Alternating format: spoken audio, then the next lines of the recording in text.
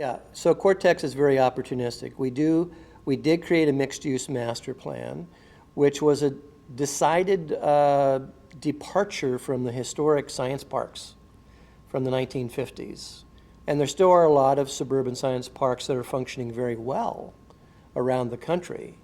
However, the largest and oldest one, Triangle Research Park in North Carolina, about 4 or 5 years ago recognized it was losing its competitive edge because the millennial workforce wanted to be in an urban environment, and it's all suburban.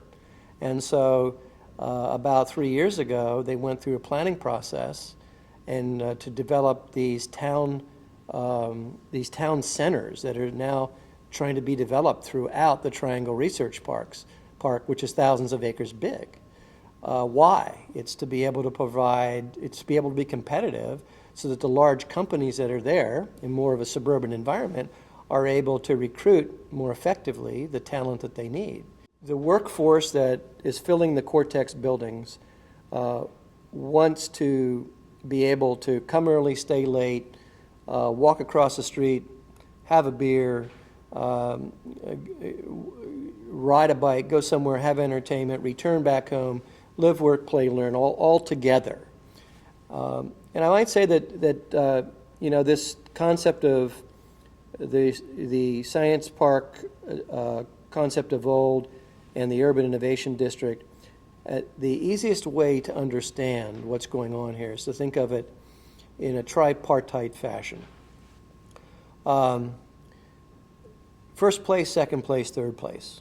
First place is home, second place is where you work, third place is where you play.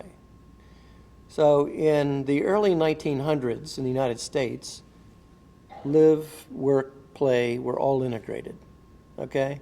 You look at the old cities.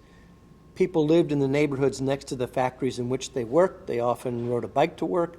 They often walked to work. Not many people had cars. You would go home. On the way home, you would shop at a local market. You would eat. You would go out to a local pub, you know, your friendly hangout place. It was all very integrated. It was all together. All three of those places were together. Post-World War II, with the advent of the suburbs, you got the disintegration of those components. So that now, for the last 50 years, we've been in a situation where you live at one place, you get in a car and you drive many miles, and you park, and you go into a building and you stay there all day. You come back out and you get in your car, and then you drive somewhere else to eat or shop, and then you get back in the car and drive back home again. That disintegrated live, work, play model. Up until about 2000 or 2005, when millennials started saying, wait a minute, you know, I want to have all the richness of that urban environment again. And so what's happening now in the last 10 to 15 years is a reintegration of live, work, play. And we add learn because we are an academic community as well.